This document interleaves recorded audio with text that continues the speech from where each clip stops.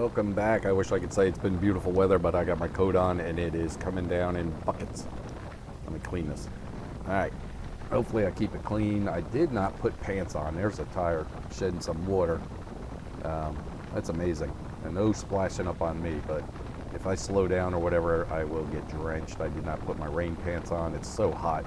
It's hot inside this jacket, but I did have my jacket on, which is waterproof, and I have it tucked up underneath my helmet, so that helps there. And I put an extra coat of that electric contact grease around the microphone adapter just to make sure, because I have not checked that lately. So I unplugged it, put some around there, and plugged it back in to make sure it's a little watertight. There's the water spraying up, and I got my little red light on my push button there to put on my driving lights up front, the added ones that I added on. But there's a big puddle. Great goodness. But yeah, this thing does, you've seen it before. This is nothing new, me getting trapped in the rain. We really need this rain. It killed my allergies the other day. I was coughing. I apologize for that. Trying to talk to you guys and breathe in all that pollen or dust. I think it was dust because it was scratchy. But it's doing much better.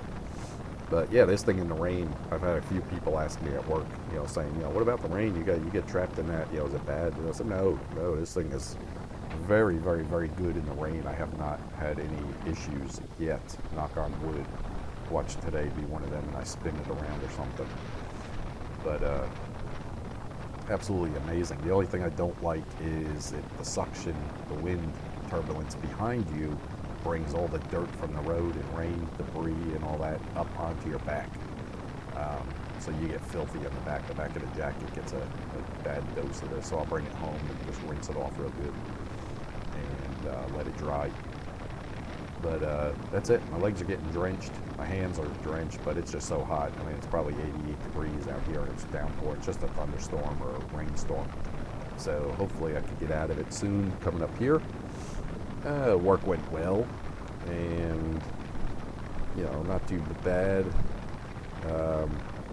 with the Ryker. Let me see here. I don't know. I've talked myself out of this thing, as in I've told you all about it. Someone asked me about how do I keep the inside of the wheel in the front wheels, because it's got that center hole where you put the post to balance it. How do you keep it from rusting and all? Well, I sand it down with some like green emery wool or whatever that is. It's like green color or the red. I'll get my hand in there and rub it back and forth, or I'll put it on a stick and just slide it in and out to clean all the rust out the best I can. Wipe it down with a clean rag, and then I spray it with a clear silicone. Just don't get it on your brakes. Definitely don't do that. But yeah, you just spray it right inside there, and it definitely knocks the rust out. I mean, it definitely. And after a washing or something like that, I'll clean it with a rag and then spray it again with some silicone. That way, it's not greasy or nothing like that. But yet, it protects from the water just getting on that bare steel and rusting it. It is coming down. I mean, it is coming down in buckets. Holy schmoly. This is ridiculous. You like my word, schmoly? I don't know. Yeah, it's coming down in buckets. And then at 60 miles an hour, holy cow. But this is where you get drenched. When you stop at a light, it just rains down on you. There's my pants. All right, hold on. Let me edit this red light out. I will get right back with you. Hold on a second. Okay, we're back to moving. Let me close this thing up. There we go. But yeah, it's coming down in buckets. Heavy rain. I think you get more wet from the spray off of other vehicles around you than you do from the rain. That little windshield does fine. I mean, well, to me it does pretty good. It keeps the fair amount of the water off of your visor, front windshield, or your front shield of your helmet. I can't even speak. But then it's also bad because you would like that wind to push the water away, off your visor. But anyway, it does just fine. Let me see here. What could be a good topic? Let me see. Spare time. What do people do on their spare time? Message below. Give me some comments. Mine is running. Spending time with the family is number one. Boom, after work. Give them my time first. And then I take my time to go for a run, which is pretty quick. And that's the one thing I went from bicycle to running, is the same workout on a bicycle would take me 2.5 hours. I'd be gone.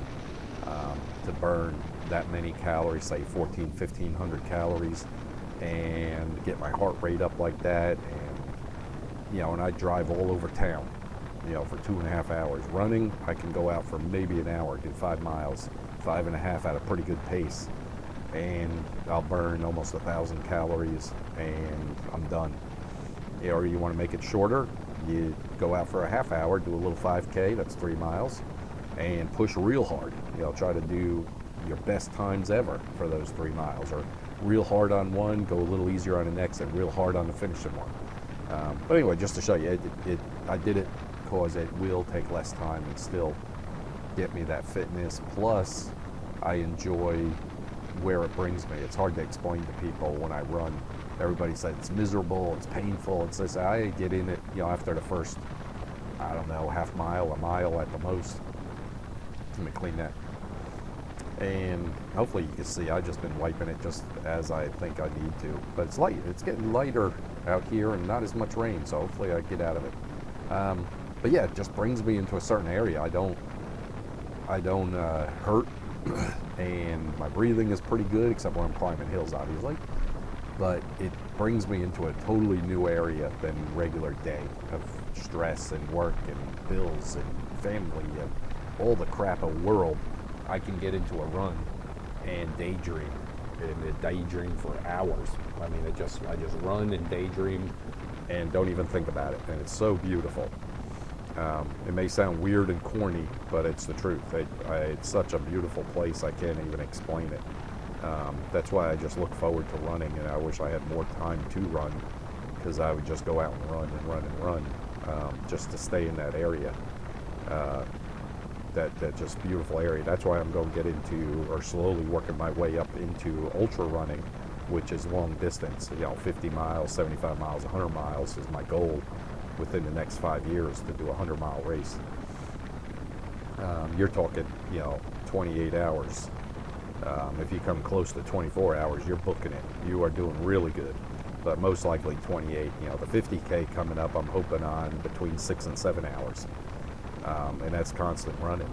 And I'm looking forward to it. That's going to be so cool to be able to push yourself to that and see the areas of darkness and just everything. Boy, it's drying out real quick. Holy cow, look at this. There is nothing on the road. Let me clean the lens one more time. But there is, the road's not even wet. I drove right out of it. That's awesome. Now it'd give me a chance to dry this jacket. And the bike's drying off real quick. So, 70 miles an hour it should. But I cleaned the air filter once already. Oh, anyway, back on that. I'm sorry, squirrel. I got sidetracked. But yeah, comment below. Let me know what you do on your spare time. I love fishing, hiking. That's why I like the trail running, because hiking is real close to trail running. Some camping, more outdoors. I am not an indoor, let's go to this pub and grab some beers and stuff, which I do. The wife likes to do that, so we'll go out and do that. But it's not like I look forward to that a couple times a week, and it's just not my thing. I may grab some friends and go out for a run, or maybe I really like doing it by myself, just go out and run. And go run through the woods. It's just enjoyable. All right, buzz up here. Bzzz, almost 80. There you go, there's 80. Slow her down. Yeah, you let off the gas on this thing, and the engine braking on this thing is awesome. The only thing is you have to watch, because cars behind you do not see a brake light when you use the engine braking, so they will come flying up on you if they think you're still doing the 80 miles an hour and they're trying to keep up with you. So if you go to do engine braking, at least just tap your brake so they know you're slowing. There is one that uses gravity or centrifugal force or whatever, and it will come on as the bike lurches forward. With the engine brake, there's a way to set it. I'm not bothering with that. I just put my foot on the brake a little bit. Not like I apply the brakes, but enough to where they see it. I've gotten in the habit of doing that. But yeah, just remember that, like 45 miles an hour, you use the engine braking at a light, You know, just remember that, because the people do not see your brake lights behind you until you are finally putting on a brake that sits still. So just watch that. Cover your butt. Get it? Your butt, light, brake lights. All right, I know it's corny. I don't care. Yeah, I'm pretty dry. I mean, my jacket's almost dry. My gloves are real close to dry. The bike's definitely dry. Windshield's dry. So that was a quick rain. Excuse me. Again, scratchy voice. But yeah, give me some comments below. I like the interaction. I really like the community. And if you see somebody has a comment or has a question and you might have already ventured into that area with the bike, then feel free to answer it. Like I said, I'm not a professional. I don't have a bike shop. I don't do this to generate business for myself like with these bikes. It's just the experience I've had from riding it and keeping it and put 4,000 miles on it. So there is a lot more professional people out there that have more experience with these engines, their RPMs, the belt system with four-wheelers, because it's very similar, snowmobiles and all that other stuff, that would be able to help us all out. So please chime in if you have that experience. We'd love to hear it. All right, there's a light. You guys heard me ramble long enough. It's going to be a good 10-minute video at least. And I'll talk to you guys later. Thanks for joining in. Comment below. I'll see you guys later. Bye.